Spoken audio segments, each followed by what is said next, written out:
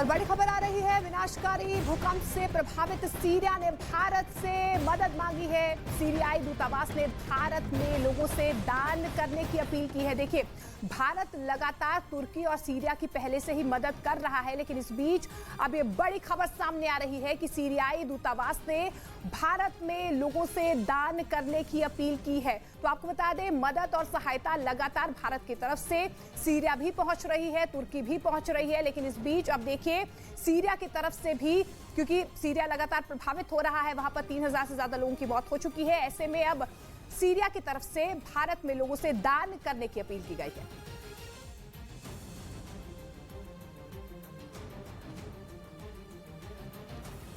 तुर्की में सरकार की तरफ से वसूले गए भूकंप टैक्स पर बवाल मच गया।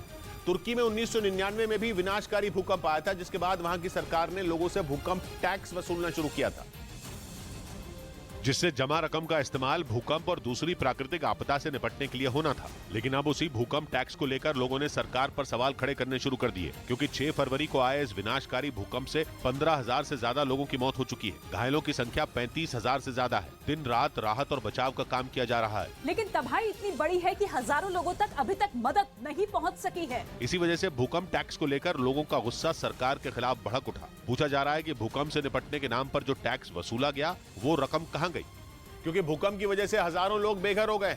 ऊपर से ठंड और बारिश ने लोगों की परेशानी बढ़ा दी है। लोगों का आरोप है कि कई इलाकों में 3 दिन गुजर जाने के बाद भी तुर्की की सरकार मदद नहीं पहुंचा पाई, जिसकी वजह से लोगों की मुसीबत बढ़ती जा रही है। तुर्की ने 23 साल पहले यानी 1999 में आए भूकंप के बाद एक नया टैक्स लगाया था। आधिकारिक रूप से इसका नाम स्पेशल कम्युनिकेशन टैक्स है, जिसे भूकंप टैक्स के नाम से भी जाना जाता है। एक रिपोर्ट के मुताबिक इस टैक्स से करीब 88 बिलियन लीरा यानी भारतीय रुपयों में करीब 37,000 करोड़ की रकम जुटाई गई, जबकि ये नहीं बताया गया कि ये पैसा कहां और कैसे खर्च किया जाता है। इसी वजह से तुर्की की सरकार के खिलाफ लोगों में आक्रोश बढ़ता जा रहा है। हालांकि लोगों की शिकायत मिलने पर तुर्की के राष्ट्रपति एर्दोगान ने समस्याओं को जल्द हल करने का वादा किया।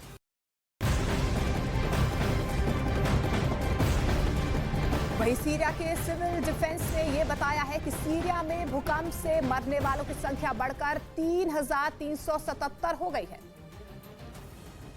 जबकि घायलों की संख्या 2,950 बताई गई। इस बीच में सिविल डिफेंस ने अरमानास शहर में बचाव कार्य का सोमवार का एक वीडियो जारी किया है, जिसमें एक बच्चे को सुरक्षित बाहर निकाला जा रहा है।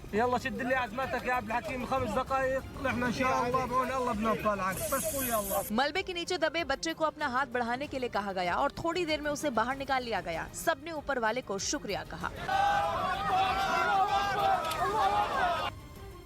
इधर न्यूज 18 को मिली एक्सक्लूसिव जानकारी के मुताबिक तुर्की की मदद मांगने से पहले ही भारत ने ऑपरेशन दोस्त चलाने की पूरी तैयारी कर ली थी। तुर्की और सीरिया में 6 फरवरी को सुबह करीब 7 बजे विनाशकारी भूकंप आया था।